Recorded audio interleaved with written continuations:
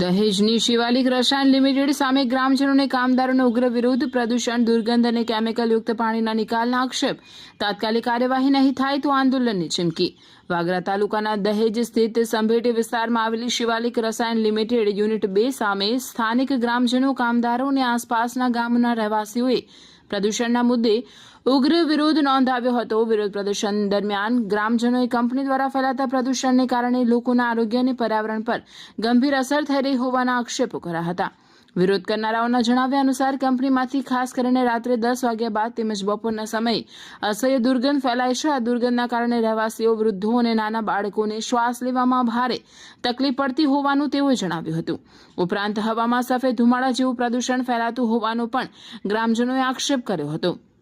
ગ્રામજનોએ વધુમાં જણાવ્યું કે કંપની દ્વારા ગ્રામ્ય વિસ્તારની ગટર લાઇન તેમજ વરસાદી પાણીના તળાવમાં કેમિકલયુક્ત ગંદુ પાણી છોડવામાં આવે છે. તેમના કહેવા મુજબ તેના કારણે તળાવનું પાણી પશુઓ માટે પણ ઉપયોગી રહ્યું નથી અને સ્થાનિકોને અનેક મુશ્કેલીઓનો સામનો કરવો પડી રહ્યો છે.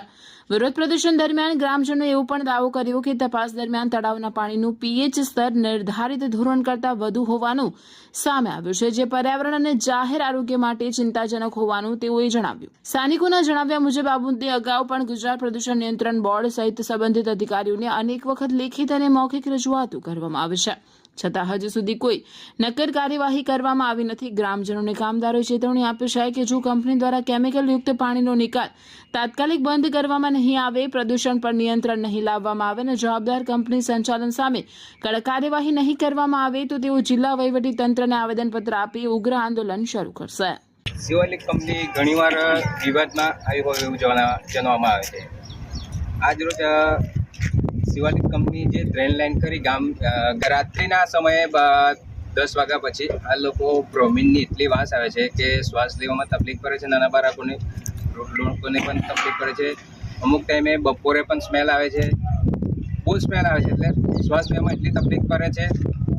બીજું કે પોલ્યુશન વધારે છે, ખૂબ જ પોલ્યુશન, વ્હાઇટ ધુમારાના જેમ ગામમાં પ્રદૂષણ ફેલાવે છે. આ લોકોને ઘણીવાર જણાવવા છતાં પણ હજુ કોઈ કારણ આવ્યું, કોઈ એક્શન નથી લીધી. કોઈ અધિકારીને અમે કેટલી વાર આ લોકો જીપીસીબીને પણ જાણ કરેલી છે, છતાંય આ લોકો કંઈ પેટનું પાણી નથી હલતું. આજના દિવસે પણ આ જે ગટર લાઇન છે, જે ગ્રામ્ય વિસ્તારની જે તળાવમાં પાણી જાય છે, વરસાદી પાણી, એ પાણી એટલું પ્રદૂષિત છે. એ પાણી અમે તળાવમાં જે છે એમાં ધૂળને પીવાલાયક પાણી છે. ગ્રામના લોકો કપડાં ધોવામાં વપરાશના ઉપયોગમાં થાય છે. હવે આજે માછલી એટલી ત્યાં તળાવમાં મળી ગઈ છે કેમિકલ પાણીના લીધે. અમે હમણાં ચેક કર્યું તો એમાં પીએચ 6% પાણી, પીએચ 6% આવવું જોઈએ તો 8% આવે છે, આલ્કાઇલ મિક્સ છે એવું જાણવા મુજબ જણાવ્યું છે. તો કંપનીને બસ એટલી અપીલ કરીએ કે એ તળાવમાં જે ખરાબ પાણી છે એ બહાર નિકાલ કરી દે.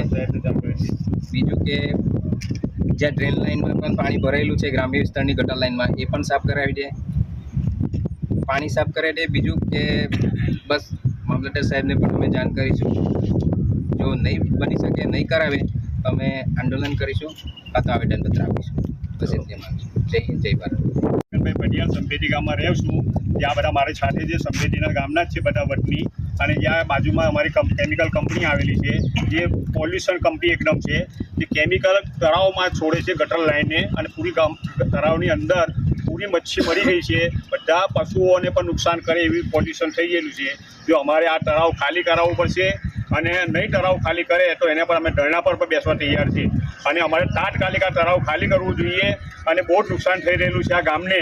તો આના માટે અમે પહેલાં ઉપરથી નમ્ર વિનંતી કરીએ છીએ કે જ્યાં ગામને નુકસાન ના થાય અને પોલ્યુશન સાફ કરી બતાવે.